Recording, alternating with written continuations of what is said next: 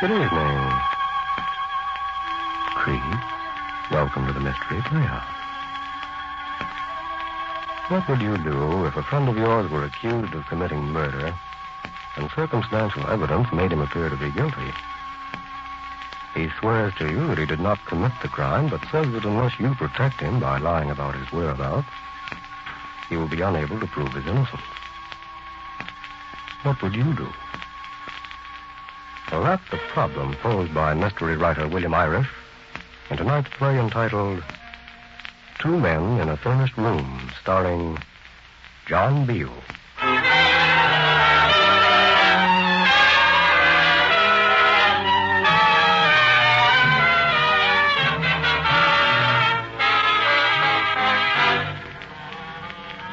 It all began with the housing shortage, Lieutenant Haler. You see, Dixon and I tried to rent this furnished room just about the same time. Well, first we argued about who should get it, and then we ended up sharing it. We got along all right, I guess. We even became kind of friends in those 3 months. But just the same, I did get a little sore, Lieutenant, when he started talking about his girl again.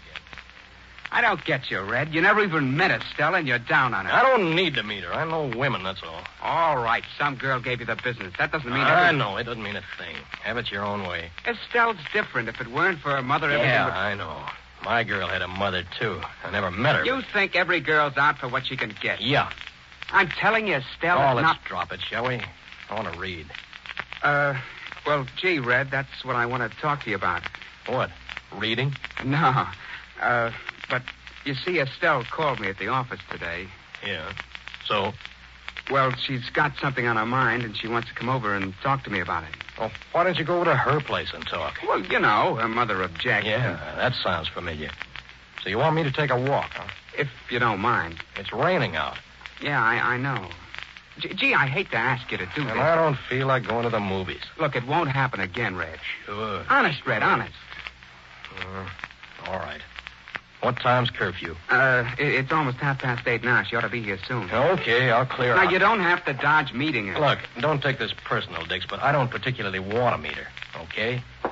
I'll just get my raincoat. Are you sure you don't mind? What's the difference? Yeah, I feel like a heel, Red. Oh, forget it. Maybe someday you can do me a favor. I'll be back around midnight.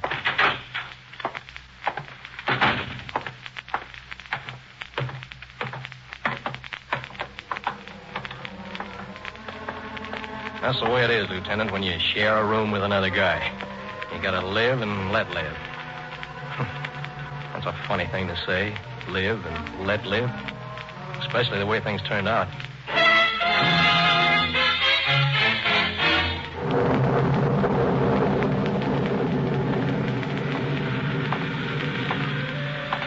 The rain was nasty and cold. I crossed the street heading toward the bar on the corner when I saw this girl. She was on the opposite side of the street, her head down into the rain. But when she got under the street lamp, I could make out what she looked like. She was wearing a green raincoat. Well, she turned into the house, and I stood there looking at the empty doorway for a while and really getting sore. On account of her, I had to slop around the rain. I had a good mind to go back there and... Yeah, but what was the use? I went into the bar.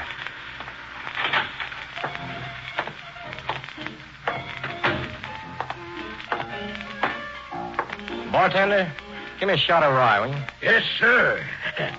Sort of wet night out, huh? Good weather for ducks. Yeah, but ducks. You look mad. Fight with your girl? No, nothing like that. You look like you'd like to kill someone. Yeah? Well, give me that shot of rye, will you? Sure. All I've got to kill is 3 hours' time.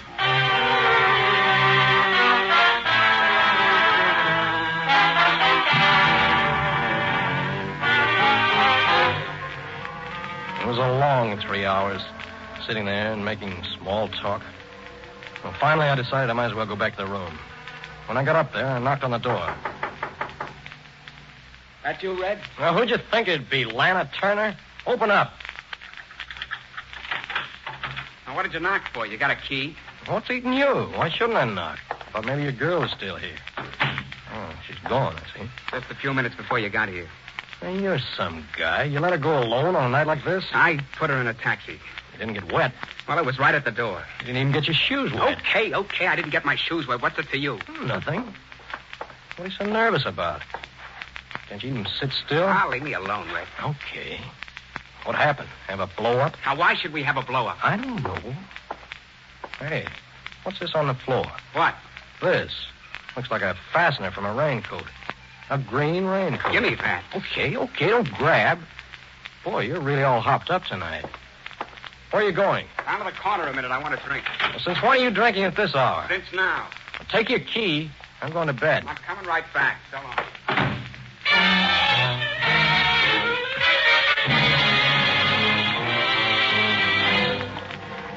I didn't get it.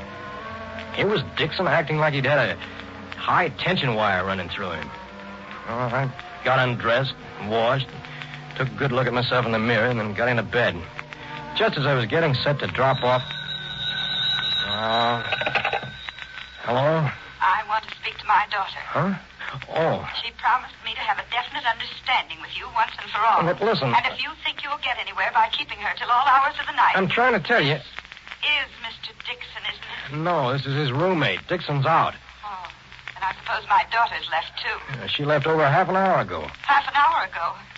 Then why isn't she back here by now? Well, she'll probably get back any minute. But it's only 6 blocks. What could have happened to her?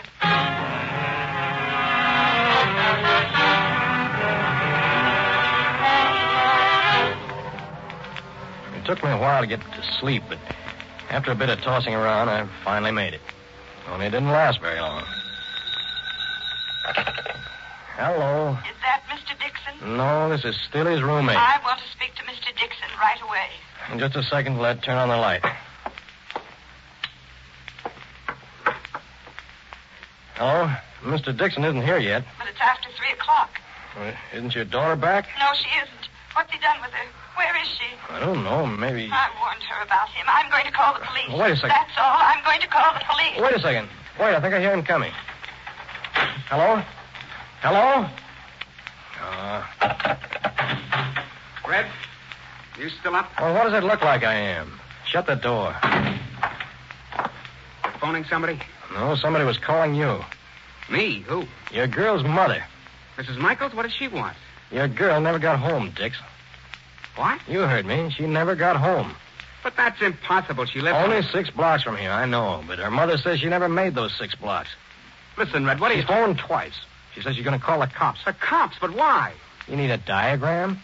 It doesn't take 3 hours to make 6 blocks in a taxi. If she left here in a taxi. You sure you put her in a cab?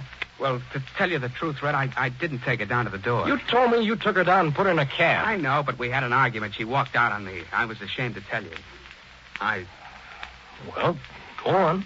Well, I heard her whistling for a cab from the doorway downstairs. I heard it plain, and I heard a cab drive up. Did you see her get into it? Well, I got over the window just a second too late. I saw her arm pulling the door catch. Oh, that's not much of a story. Uh-oh. I wouldn't be surprised if that's the cops. Red, you've got to stick by me. Why should I? Red, don't you see?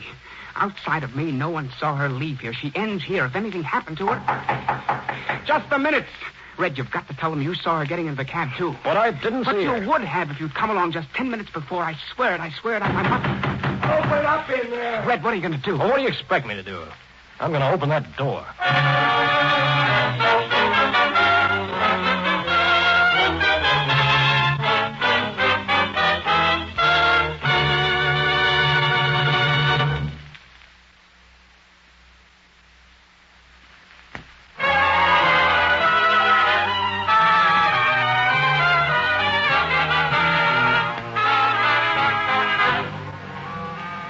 The first cop that night the girl disappeared was only a curtain raiser, Lieutenant. Dixon, of course, told his story about seeing her get into the cab. The cop only asked me if I was there. I said no and let it go at that for the time being. As I said, that was just a curtain raiser. That show really got started the next afternoon when I came back from my job at the bank and found you sitting there in our easy chair pretending to read a newspaper. You remember? Well, shut the door.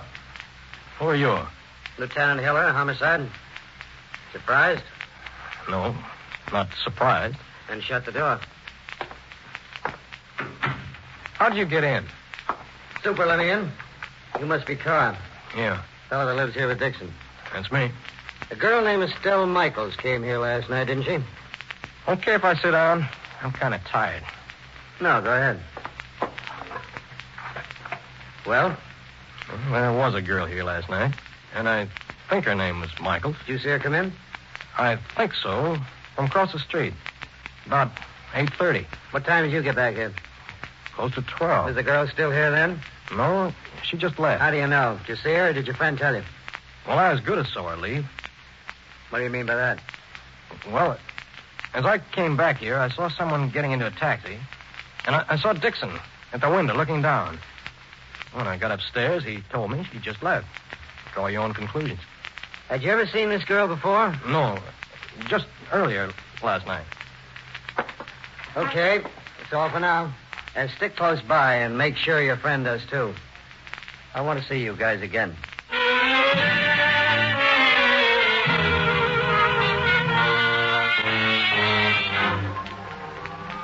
After you left, I felt sort of weak.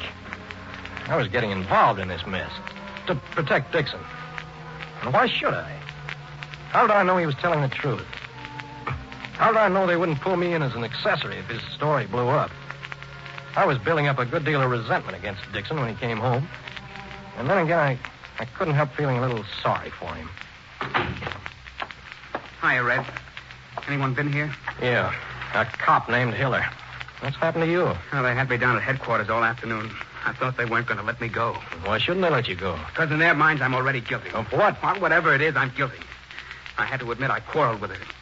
Don't you see, Red? I was the last person on earth to see her leave this place. Listen, you've got to call up. Who? Her mother. It's only natural you should call up her mother and say you're worried about the girl. No, Red, I can't. What's the number? I can't, Red. What's the number? It's Chelsea 25772. Now, listen, Red, You got to. Don't you understand? You want me to believe your story, don't you? Yeah, but I don't Then see any... talk to her. Stop acting guilty.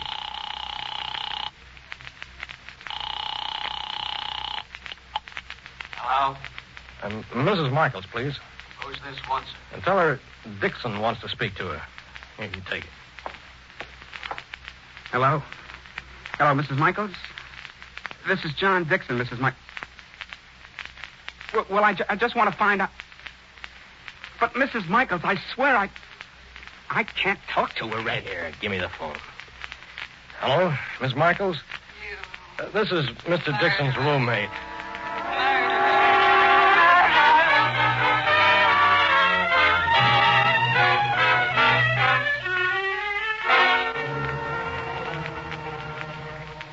I'm getting out of here. I gotta get out. They're gonna get me for this, sure. You run away and you're cooked. And they'll know you did it. I didn't do it, Red. Don't you believe me? I don't know. Red, listen, you know me. Do you think I'm the kind of guy who could kill somebody? What do I know, really? Sure, I've lived in this room with you for 3 months. But what do I know about you? I didn't do it, Red. You remember that raincoat fastener I found last night? It came from her raincoat. How come? I told you we had an argument. She wanted to leave, and I was trying to hold her back. I was holding onto her raincoat, and... Don't you see how this looks for me, Red? Yeah, I see. Maybe you'd better clear out. Oh, gee, I knew you'd see it my way, Red. Look, can you lend me some dough? I'm dead broke. I can lend you 20. I'll pay you back. Yeah? How? Here. Oh, gee, thanks, Red. I'll get in touch with you somehow. Where are you going to be? I don't know yet. I'll let you know. Thanks again, Red. $20 and I get thanks. Boy, what a sucker.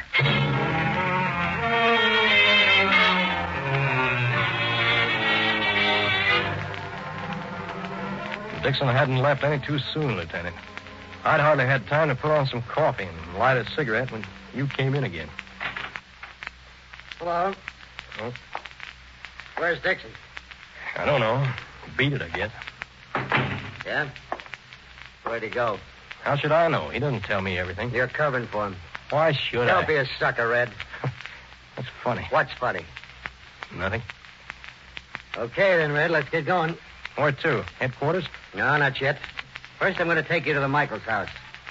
Maybe when you see the girl's mother, that'll make a difference.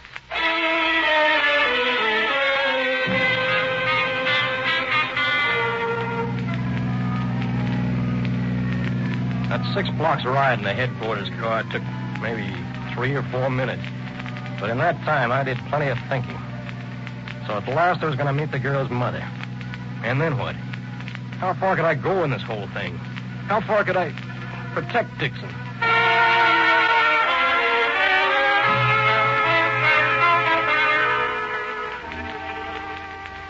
You remember the house. One of those places that was fashionable about 25 years ago. The apartment was dark and dingy with a lot of old furniture. And the mother, she looked old and dried up, too. She was lying in a bed in that room that smelled like it had been a sick room for years. Mrs. Michaels, this is Dixon's roommate. I'm sorry, Mrs. Michaels. Your voice. It sounds familiar. I've spoken to you on the telephone. Oh, that's right. I keep forgetting. Tell me a story, Carl. Do I have to? I think you'd better. Okay. Well, I was coming back home that night, Mrs. Michaels, and I saw a girl getting into a cab. You saw a girl? That's right. Just a flash.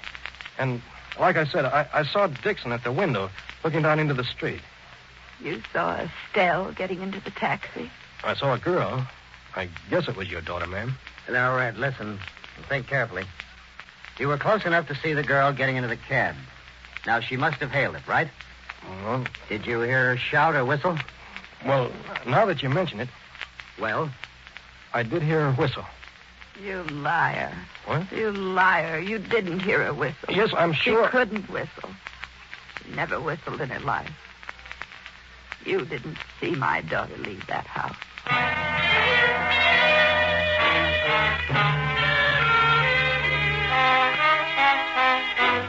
When we got out on the street, you turned on me. You knew I hadn't told the truth. well, Red, what do you say now? All right, he was lying to me. You still want to cover for him? Well, leave me alone, can't you? He didn't leave her alone, Carr. We found the body. Not pretty. Want to come down to the morgue and have a look at it? No. He strangled her, Carr. Then he dragged her up to the roof. Even went to the trouble to carry the body across a couple of buildings. You know he isn't a very strong guy. Well, you could make two of them. But he carried that girl's body across a couple of roofs and then threw her down an air shaft. Want to take a trip to the morgue, Red? You let me go. And I went back to the room, feeling sort of sick all the way. When I got there, the phone was ringing.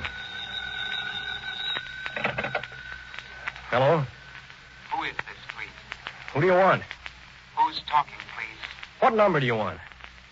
Red, Dixon? don't use my name. Is anyone there? No. How are things going? I got news for you. Where can I reach you? You better tell me on the phone. No, I gotta see you. Where are you? Well, I'm afraid... I can't tell you over the phone. All right. I'm at 619 East 10th Street, third floor rear. 619 East 10th Street, third floor rear. Yeah, that's right, in red. Make sure no one follows you. Don't worry. I'll come along. What I was going to do, it wasn't very pleasant. But what else could I do now? It was the only way I could save my own skin. And just because he'd roomed with me for 3 months, that didn't mean I had to have any sense of loyalty to the guy or anything like that. I was in this deep. And now I had to get out. Are you sure you weren't followed, Red? I made sure. Gee, it's good to see you. What's been happening? They found the girl They found her. You mean at the bottom of an air shaft. bottom of an air shaft? Dead. She's dead? Well, what'd you think? Red, I was in love with that girl. What did she say to you? What did she do that made you go off your nut? I didn't kill her, Red. I couldn't kill anybody. But you told me you put her in a taxi. But I admitted that was a lie. You know why I said that. You told me you heard her whistling for a cab. You let me lie to the cops about that. She did whistle for a cab. Her mother says she couldn't whistle. What? You heard me. She couldn't whistle. Well, I didn't know that. I didn't know that. Isn't that too bad? But I tell you, I heard somebody whistle. Maybe it was a bird. And I saw somebody getting into a cab. Sure, I know. Okay, Dick, let's drop the act. I'm going to call the cops. No, Red, you can't. I won't let you. Put down the phone, Red. Where'd you get that gun? The pawn shop. With my dough. Where you You're dirty... not going to call the cops, Red. Not even if I have to kill you. I'm not going to let them get me for something I didn't do. Now stand still, Red. Don't move. Give me that gun. No.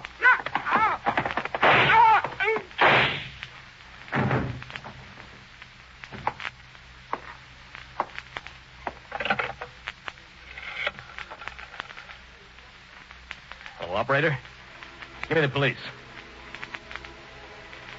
Police, my name is Wesley Carr.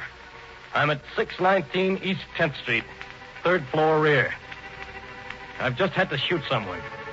The guy who killed that girl last night.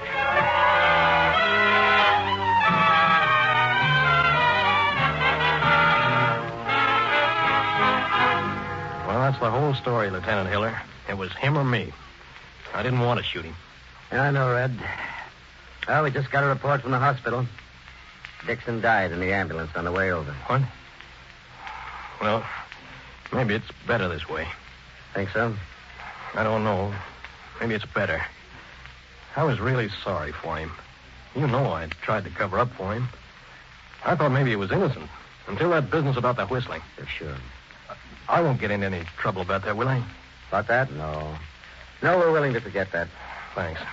Can I go now? Well, just a minute, Con. Stevens. Yes, sir? Bring in the girl. The girl? But she's dead. Yeah, I know. Here she is, Lieutenant. All right, sit down, miss. I don't get this. That's not Estelle. Is it? Did you ever see this girl before, Carl? No. Did you ever see her, miss? Never. Where were you at midnight last night? But I told you. Tell me again. I want him to hear. I was in front of the house where that girl was killed. And what did you do? I whistled for a cab. And it came and you got into it? That's right. That's all. Stevens, take her outside. Yes, sir. Come on. You mean Dixon was telling the truth? That's right, Carl. Well, then Estelle Dixon thought he saw her get into that cab, but it wasn't her. Someone was waiting for her on the stairs, Red. A guy she'd met while she was a canteen hostess. A guy she got tired of when he was overseas. A guy who hated her for throwing him over. A guy we've been investigating on the QT. But who? A guy who recognized her earlier the night she was killed. A guy strong enough to strangle her, Red. Strong enough to carry her across a couple of roofs and throw her down into an air shaft. In other words, Carr, you. Okay. You've been pretty smart. But she had it coming to her. Yeah? Well, in about 3 months, I guess. That's what they'll be saying about you, Red.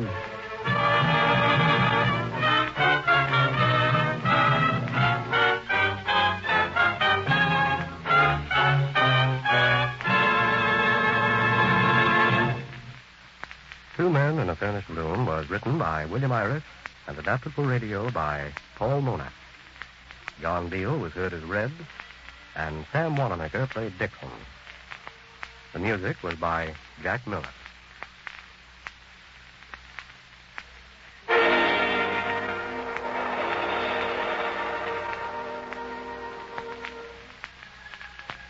Until next time, please, night, sleep tight. This is the Armed Forces Radio Service, the voice of information and education.